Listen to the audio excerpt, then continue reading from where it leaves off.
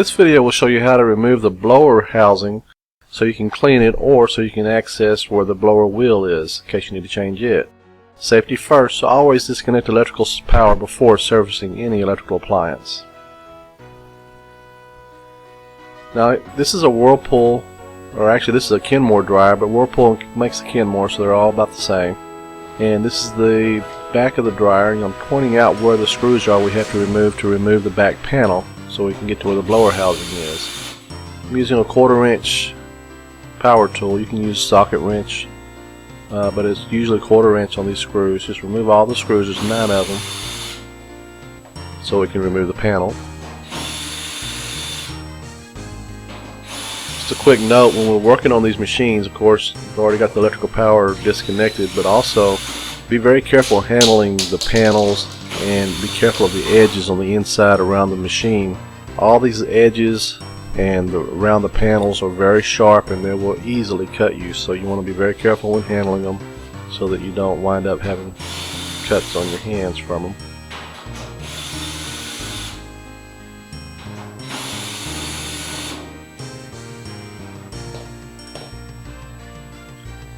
Once you get all the screws removed from the back panel, raise the power cord up so you don't scrape it and lean the panel towards the floor. This will let it get to where you can remove the panel from the grooves that it sits into on the bottom or at the base of the machine. It will just lift right out. Here's what it looks like down at the bottom here. The left hand side there where the service label is, that's the blower box. And we're going to remove 4 screws on that blower box so we can remove the tube. But before we do that, remove the lint trap, and there's 2 screws that hold the lint trap housing or blower tube housing to the deck, so those have to be removed as well. So use a Phillips head screwdriver and be very careful not to drop the screws down inside the lint trap area there. You don't want to have to go fishing those out. Once you get those screws removed, that'll release the top part of this assembly. I'm also going to go ahead and open the lid so I can show you how you do that. Grab the back corner of the machine and pull it towards you on the top deck, and then lift up on the front. And do this on both sides, and then you can just lift the top right up. And we'll need that so we can access the tube as well to get it out and in easier.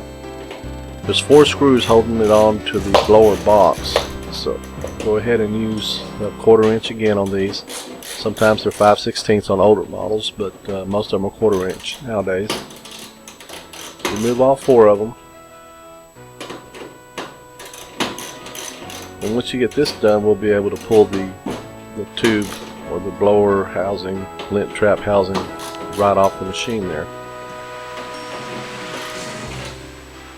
Of course, you want to do this to clean it out. If it gets too much lint built up in there on the bottom, it's going to reduce the amount of air that can be pulled through there. The airflow is what you need to dry the clothes thoroughly and quickly, so you want to make sure that it's cleaned out.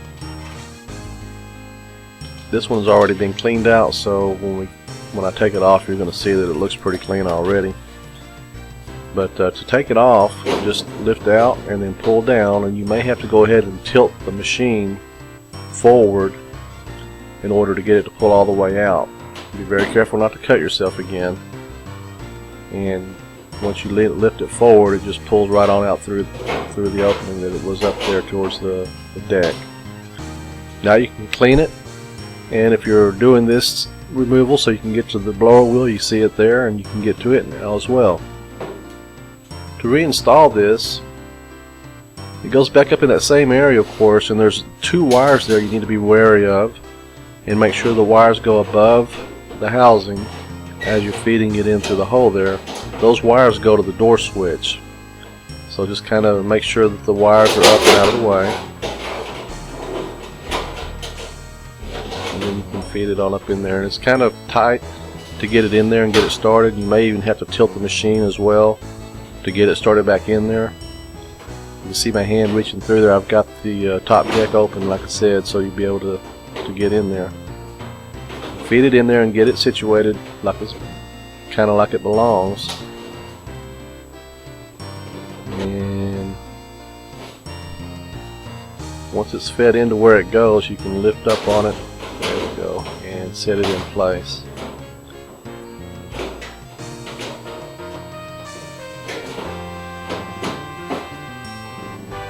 Once you get it situated properly and everything's in place, you get the screw holes aligned, and you go ahead and just reinstall the screws. And that is how you remove and then reinstall the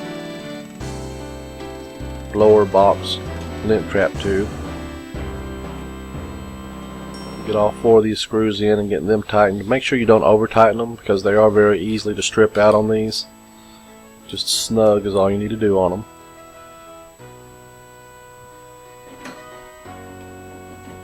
And again, the edges next to where that screw goes are very sharp, so as always, make sure you're careful not to cut yourself. Go ahead and do a little final tighten on these.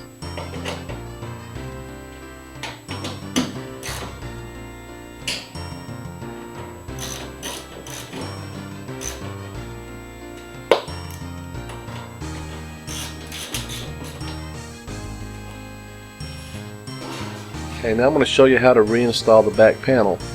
Down at the bottom of the panel that goes towards the machine at the bottom, there's a lip that sets into the ridge on the bottom of the machine there. Lift the power cord up and out of the way when you're doing this, and then tilt it towards the floor and lay that little lip into the ridge. And once you get that in there properly, then you can just fold the panel right back up onto the machine, and everything should align pretty well. Raise that power cord up out of the way when you do that so you don't scrape it, because like I said, the sharp edges will cut you, of course, and will also cut this power cord and cause a short on it very easily as well, and you don't want that to happen. Okay, once you've got the panel situated, just go ahead and get the screws started on them so you can tighten them up.